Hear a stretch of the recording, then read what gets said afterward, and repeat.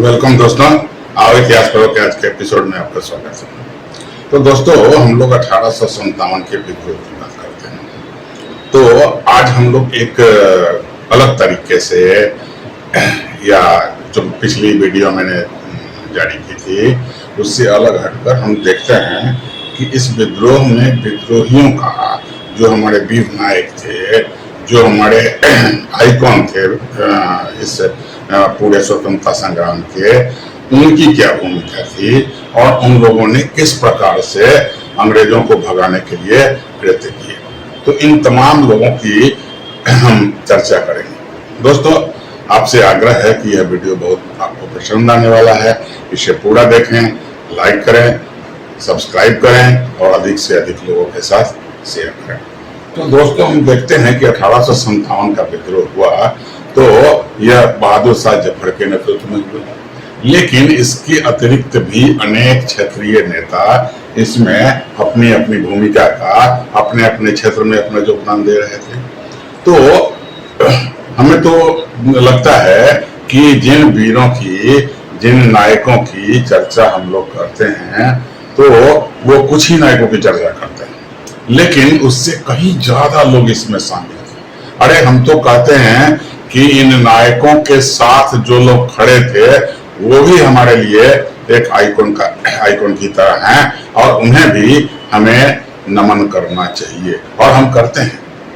हम उन्हें कोटि कोटि बार नमन करते हैं कि जिन लोगों ने देश के लिए सब कुछ छोड़कर ये किया। तो ये नायक कौन थे और उनकी भूमिका किन क्षेत्रों में थी, किस प्रकार की थी, इस बात पर हम लोग आज चर्चा करेंगे। तो दोस्तों, पहले से हम लोग जान चुके हैं। अब मंगल पांडे, तो मंगल पांडे किसी परिचय के मोहताज नहीं है। मंगल पांडे एक ऐसा राष्ट्रीय आइकॉन है जिसका हर बच्चा, हर युवा, हर वृद्ध व्यक्ति उससे परिचित है। तो मंगल पांडे ने बैरकपुर की छावनी में विद्रोह का श्री गणेश किया। अब तारीख क्या था? 29 मार्च 1857।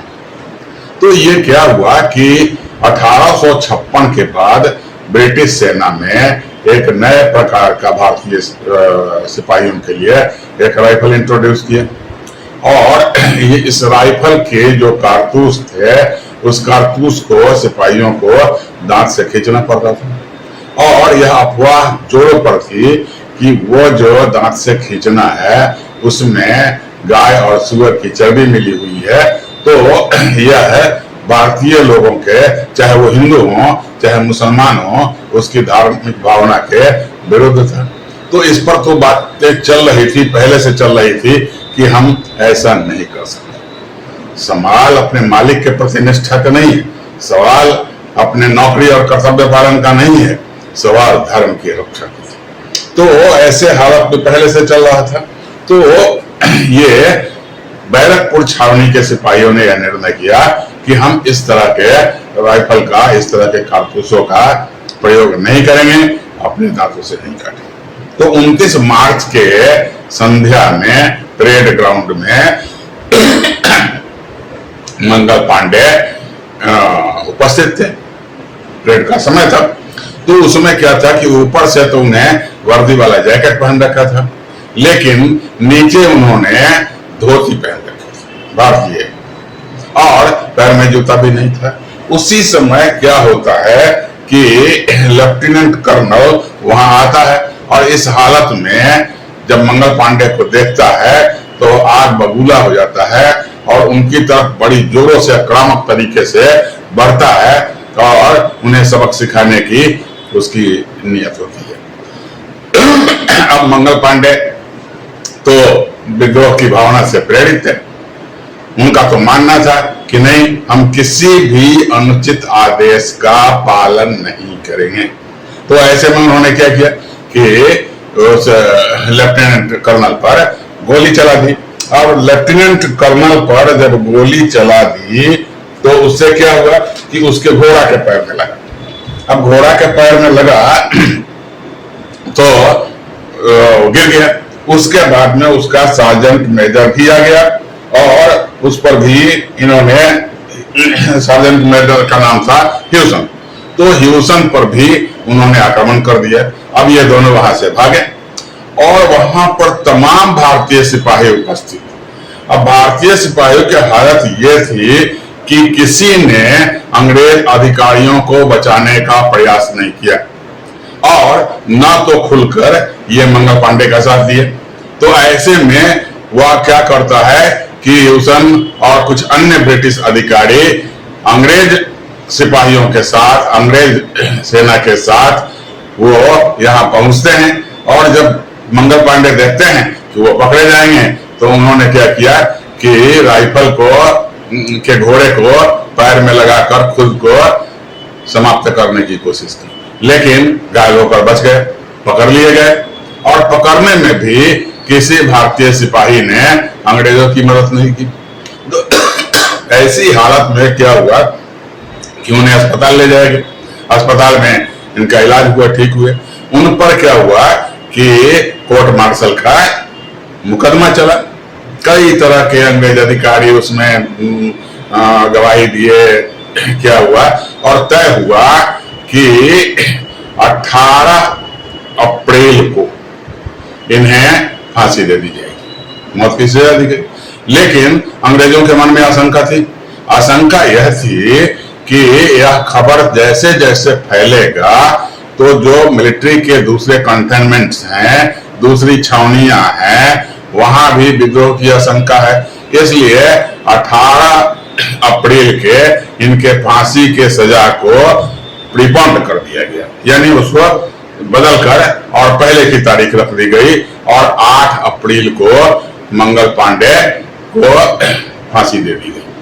और यह पूरे मतलब जहां जहां ब्रिटिश सेना की छावनियां थी, यह खबर आग की तरह फैल गई और लोगों में रोष भाई, जिसने अपने धर्म रक्षा के लिए केवल मांग किया थी कि भाई हम ऐसे कारतूसों का यूज नहीं करेंगे, हम उसको मुंह में नहीं डालेंगे, हम अपने धर्म को भ्रष्ट होने से बचाएंगे। तो इसके लिए अगर अंग्रेजों ने इस तरह की कार्रवाई की है और मंगल पांडे को जिस तरीके से फांसी दिया गया वह अनुचित है, तो ये समस्याएं तो फैल ही रही थी।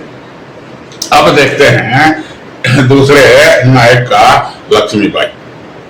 तो लक्ष्मीबाई का बचपन का नाम मन्नूबाई था और भारतीय कविताओं में, कहानियों में, उपन्यासों में यह इनकी खूब चर्चा और आज भी यह एक नायिका के रूप में हमेशा याद की जाने वाली स्त्री है। तो ये लक्ष्मीबाई का बचपन का नाम मन्नूबाई था। नाना के संग खेली थी, वह नाना के संग पढ़ती थी और वो नाना के संपर्क में थी और उसने क्या किया कि बचपन से ही जो रण कौशल, युद्ध कौशल उसने सीखा था और बर्छी, ढाल, कृपाल, कटार ये सारी विद्याएं, घुड़सवारी की शिक्षा उन्होंने पहले से ही प्राप्त कर रखी थी। और जब उनकी शादी हुई तो वो झांसी की महारानी बनी। लेकिन झांसी को तो अंग्रेजों ने क्या किया, झांसी के राज्य को बर्खास्त कर दिया। वहां समस्या क्या थी कि भाई आप दत्तक पुत्र नहीं ले सकते। तो झांसी की रानी ने बड़ी जोरों के साथ इस विद्रोह में हिस्सा लिया, लड़ा, सैकड़ों अंग्रेजों को मौत के घाट उतार दिया। और इस वीरता पूर्वक लड़ते हुए लक्ष्मीबाई झांसी, कानपुर, तमाम जगहों में जब वो गिरने लगी तो कानपुर आ गई, तो लोगों को प्रेरित भी किया, अन्य विद्रोहियों को भी प्रेरित किया, अन्य नायकों को भी प्रेरित किया, खुद से भी काम किया और उनके पास जो भी शक्ति थी अपनी पूरी शक्ति लगाकर, लेकिन वह लड़ते लड़ते क्या हो गया कि अपने प्राणों की आहुति दे दी। तो लक्ष्मीबाई एक ऐसा नाम है, इनके नाम के भी किसी परिचय की कोई जरूरत नहीं पड़ती। अब हम तीसरे में देखते हैं बहादुर शाह जफर, मुगल सम्राट का अंतिम बादशाह। अंतिम बादशाह तो इसलिए हुआ कि उसके बाद में अंग्रेजों का पूर्ण अधिकार हो गया भारत पर। और तो इन्होंने भी, हमने पहले से जान रखा है कि जब मेरठ की छावनी में विद्रोह हुआ तो मेरठ के सैनिक वहां से अपने अस्त्र शस्त्र को लेकर लाल किला के पास पहुंच गए और जिस परिस्थिति में भी हो बहादुर शाह जफर ने क्या किया कि इस विद्रोह में अपनी भूमिका का निर्वाह किया। तो यह दिल्ली में और प्रतीक के रूप में हम केंद्रीय नेता के रूप में बहादुर शाह जफर को देखते हैं। तो बहादुर शाह जफर ने इसमें हिस्सा लिया और नतीजा क्या हुआ कि बड़ी जद्दोजहद के बाद, अब दिल्ली एक ऐसा केंद्र था ना कि जहां तमाम जगहों के विद्रोह, चूंकि यह राजधानी थी, राजधानी से अंग्रेजों को बेदखल करना अत्यंत आवश्यक था।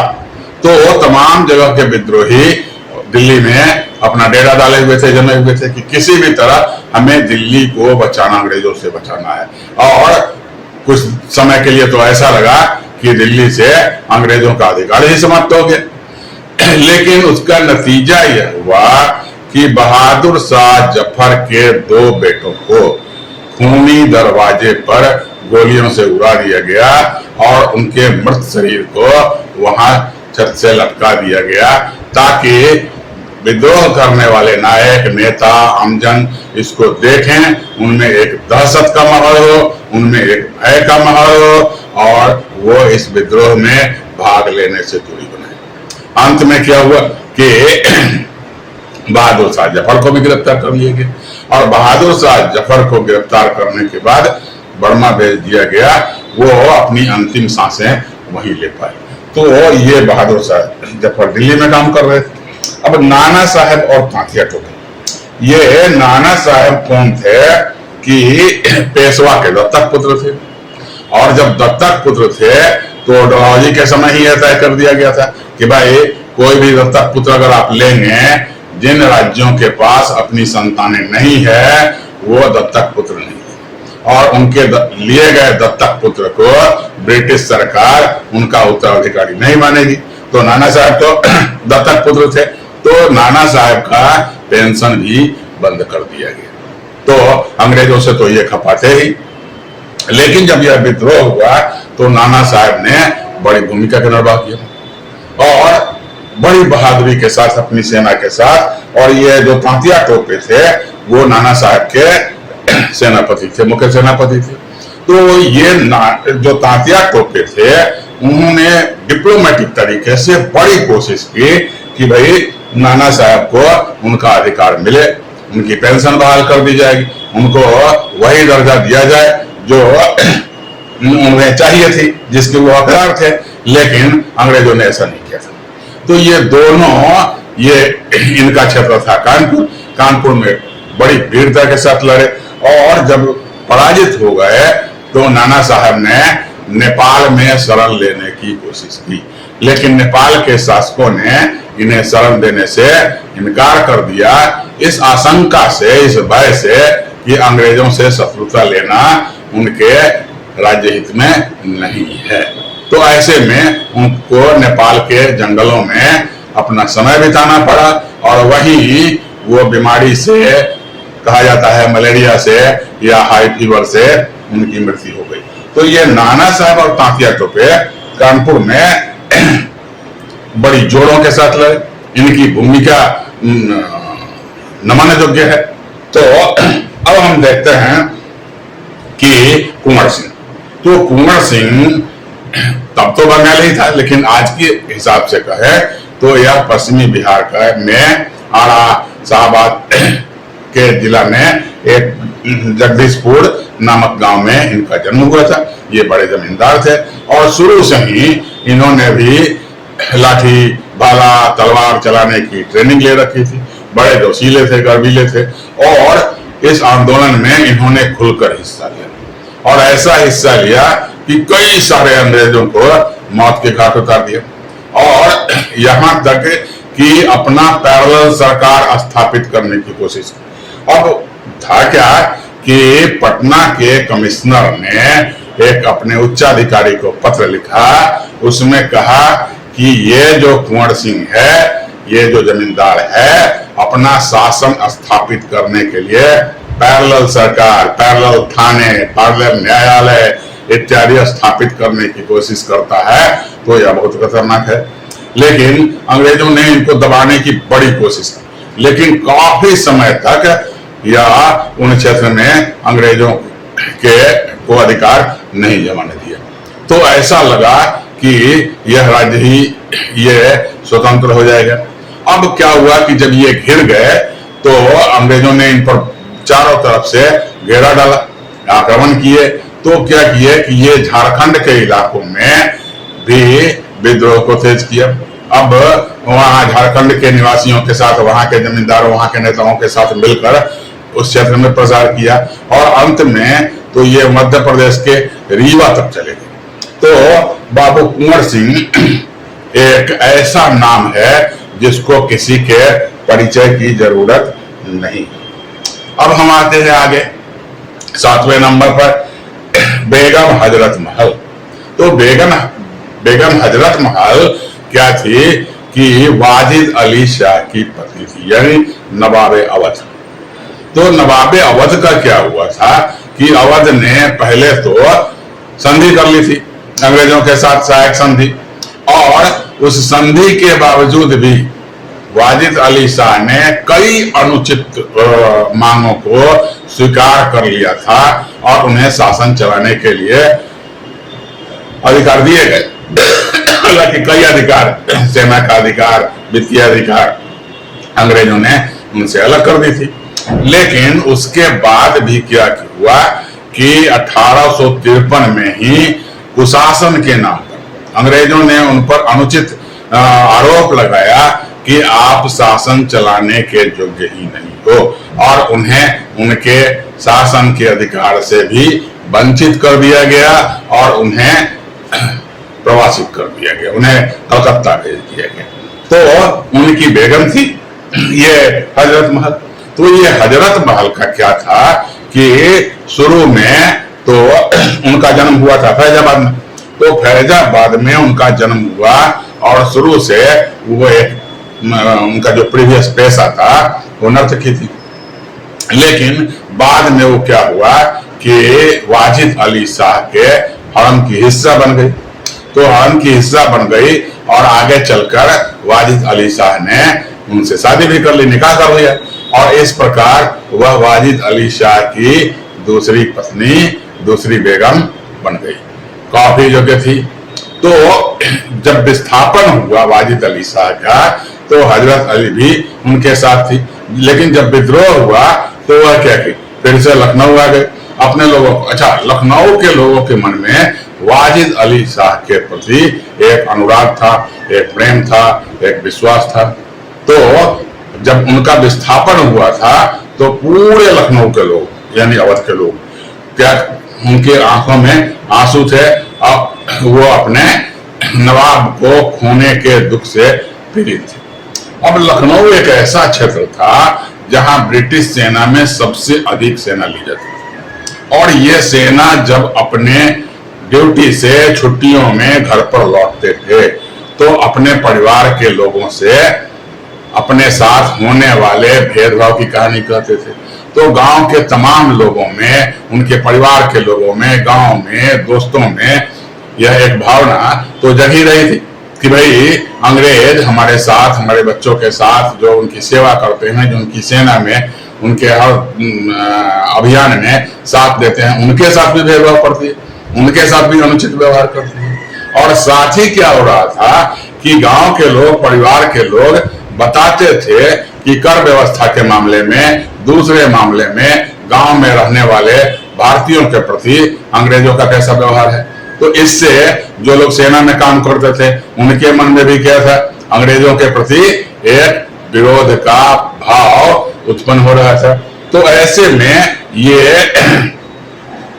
हजरत महल लखनऊ पहुंचती है, वहां अपने सेना को पुनः संगठित करती है और अपने बेटा को क्या करती है कि सेनापति बना देती है और अवध के राज्य का उसे उत्तराधिकारी भी बना देती है। तो जब ये उत्तराधिकारी बन जाता है तो ये इनका नाम था विरजिस कद्र। तो विरजिस कद्र उत्तराधिकारी बन जाते हैं। उन्होंने खूब लड़ा और क्या था कि हजरत महल का संपर्क कई अंग्रेज अधिकारियों के साथ भी था। क्योंकि जब यह नृत्य का काम करती थी तो कई अंग्रेज सेना के अधिकारी इनके यहाँ आया जाया करते थे और बातचीत के क्रम में वो कुछ ऐसी बातें भी बताते थे जो गोपनीय होनी चाहिए थी, सेना की दृष्टि से आवश्यक होनी चाहिए थी। तो इन सारे गुप्त सूचनाओं का प्रयोग भी हजरत महल ने इनके विरुद्ध किया। वो क्या हुआ कि फिर झांसी की रानी लक्ष्मीबाई और उनके सहयोगियों के साथ जुड़ गई और उन्होंने लखनऊ में, अब लखनऊ को दबाना अंग्रेजों के लिए इतना आसान भी नहीं था, क्योंकि अंग्रेजों को पता था कि वहां हर गांव में विद्रोह है और वहां हर गांव में हर मुखिया से, हर किसान से अंग्रेजों को लड़ना होगा। अब मोहम्मद अहमदुल्ला खान ये भी फैजाबाद के थे, तो इनने भी अभी अपनी बड़ी भूमिका निभाई। खान बहादुर खान बरेली में, जनरल बख्श खान दिल्ली बहादुर शाह के सेनापति थे। तो इन तमाम नेताओं ने, और ऐसा नहीं है कि ये सारे नेता उत्तर भारत से थे, बल्कि दक्षिण भारत के कई नेताओं ने भी इसमें हिस्सा लिया। जैसे राजा वेंकटप्पा, ये सूरपुर कर्नाटक से थे और वहां पर इन्होंने विद्रोह का नेतृत्व किया और अंग्रेजों के दांत खट्टे किए। उसी तरह भीमराव मुंडरागी, ये क्या थे, कोप्पल कर्नाटक के थे और इनके साथी थे दाम्बल। तो इन लोगों ने भी इस आंदोलन में, इस विद्रोह में, इस स्वतंत्रता संग्राम में अंग्रेजों के विरुद्ध खुलकर लड़ा। और तो मद्रास सेना की 8वीं घुड़सवार रेजिमेंट भी इस विद्रोह में शामिल थी। आप आम रूप से ये सुनते हैं ना कि दक्षिण भारत में इसका प्रभाव नहीं था, ऐसा नहीं है। मद्रास के सेना की 8वीं घुड़सवार रेजिमेंट 1857 के विद्रोह में अंग्रेजों के विरुद्ध जमकर लड़ा। तो यह ऐसा था। लेकिन दोस्तों हो क्या रहा था? हो ऐसा रहा था कि अंग्रेज इस विद्रोह से, या ऐसा कहें कि स्वतंत्रता संग्राम से, इस जो नेशनल अपराइजिंग, ये राष्ट्र का जागरण था, पूरा राष्ट्र अंग्रेजों के विरुद्ध जग गया था कि नहीं। तो इस जागरण से अंग्रेज सुसंकित थे। उन्हें तो ऐसा लगता था कि भाई अब भारत में ब्रिटिश उपनिवेशवाद की समय समाप्त हो चुकी है, अब वो आगे टिक नहीं पाएंगे। फिर भी मरता क्या ना करता, वो अपनी पूरी कोशिश में लगे थे कि किसी भी तरह से इस विद्रोह को दबा दिया जाए और वो लगातार इसके लिए प्रयास भी कर रहे थे। अब प्रयास क्या कर रहे थे? तो उन्हें तो पता था, उनके लिए जरूरी भी था कि भाई इसे हम दबा दें। तो अंग्रेजों के लिए इस विद्रोह को या इस आंदोलन को, इस क्रांति को दबाना बहुत ज्यादा जरूरी था। और इसके लिए उत्तर भारत में विद्रोह को दबाने के लिए उनको क्या था कि सैनिक टुकड़ियों को भेजने के पहले कुछ तैयारियां करनी थी। उन्होंने तैयारी की भी, तो तैयारी क्या किया कि भेजने के पहले अंग्रेजों ने कई तैयारियां की और उसमें कई कानूनी परिवर्तन कर दिए। अब कानूनी परिवर्तन क्या हुआ कि संपूर्ण उत्तर भारत में मार्शल लॉ लागू कर दिया, सिविल प्रशासन बंद। क्या हो गया? अब सैन्य प्रशासन चलेगा, मार्शल लॉ चलेगा। चलिए ना, उसके बाद क्या किया कि सैनिक अधिकारियों और आम अंग्रेजों को यह अधिकार दे दिया गया कि किसी व्यक्ति पर यदि विद्रोह में हिस्सा लेने, विद्रोह को आगे बढ़ाने का शक भी होता है तो उस पर मुकदमा चलाया जा सके और उसे दंडित किया जा सके। तो आम लोगों को ऐसा अधिकार, मतलब न्यायिक व्यवस्था असामान्य हो गई। सामान्य में तो हो गए, जो न्यायपालिका है, जो न्यायाधीश हैं, उनके केस में मुकदमे होंगे, उनके केस में ट्रायल होगा, उसकी जांच होगी, उसकी छानबीन होगी और दोषी पाए जाने पर ही दंड दिया जा सकेगा। सब खत्म। अब क्या हुआ? अंग्रेजों को विद्रोहियों पर दो तरफा हमला किया। एक तरफ तो ये पंजाब में क्या था कि हम लोगों ने पहले भी इसकी चर्चा की थी कि नाभा के लोग क्या थे कि इसमें अंग्रेजों के साथ थे। उन लोगों ने विद्रोह में विद्रोहियों का साथ नहीं दिया था। और तो एक तरफ पंजाब की ओर से, पंजाब और दिल्ली की ओर से आक्रमण कर रहे थे, क्योंकि दिल्ली पर भी आक्रमण करना था, और दूसरी तरफ क्या कर रहे थे, कलकत्ता से कर रहे थे। तो इस विद्रोह को दबाने के लिए इन लोगों ने पूरी जोर लगा ली। बाहर से अपने ब्रिटिश सरकार ने इसमें खुलकर इनकी मदद की। तब तो यह कंपनी का शासन था ना। 1858 में ही जब यह आंदोलन समाप्त हुआ तो ब्रिटिश पार्लियामेंट का यह ब्रिटिश राज घराने का भारत पर शासन स्थापित हुआ। उसके पहले तो ईस्ट इंडिया कंपनी का शासन था, लेकिन इसके बावजूद भी इंग्लैंड ने अपने कंपनी का पूरा साथ दिया। ये इनके जो दूसरे उपनिवेश थे वहां से भी सेना बुला ली गई। तो अलग अलग जगह से विद्रोही यहाँ आकर जमने लगे। अब क्या था कि अवध में अंग्रेजों को हर गांव में सामना करना था किसानों का। यह एक अंग्रेज अधिकारी फॉर्सिथ था। अब फॉर्सिथ लिखता है कि यहाँ वयस्क पुरुष की 75% लोग विद्रोह में सक्रिय रूप से हिस्सा लेते हैं। तो जब अवध के बारे में, लखनऊ के बारे में एक अंग्रेज अधिकारी अपने अधिकारी को रिपोर्ट में यह लिखता है कि 3/4 आबादी विद्रोही है, वह अंग्रेजों के विरुद्ध युद्ध कर रही है। तो ऐसे में अंग्रेजों के लिए भी यह आसान नहीं था। तो बड़ी संख्या में किसान और जमींदार अंग्रेजों के विरुद्ध लड़ रहे थे और अंग्रेजों ने उन्हें आश्वासन दिया। अब क्या किया अंग्रेज, फिर यहाँ एक बार से फूट डालो और शासन करो की नीति अपनाई। किसानों को यह आश्वासन देना शुरू किया कि यदि तुम विद्रोह का रास्ता छोड़ देते हो, विद्रोहियों का साथ नहीं देते हो, विद्रोहियों के विरुद्ध अगर तुम अंग्रेजों का साथ देते हो तो तुम्हारी जमीनें नहीं छीनी जाएगी, तुम्हारे कर कम। लेकिन जो लोग विद्रोह में ऐसा करते हैं, विद्रोह को आगे बढ़ाते हैं, अंग्रेजों के विरुद्ध काम करते हैं, तो उन्हें कठोर से कठोर दंड दिया जाएगा। तो इस प्रकार से अंग्रेज इसे दबाने के पक्ष में थे और भारतीय नायक अंग्रेजों को यहां से भगाने के पक्ष में। तो दोस्तों, मैं आशा करता हूं कि वीडियो आपको अच्छा लगा होगा। तो पुनः आपसे एक बार निवेदन है कि आप इसे लाइक करें, शेयर करें और अधिक से अधिक लोगों के साथ सब्सक्राइब करें। तो दोस्तों, आज के लिए धन्यवाद।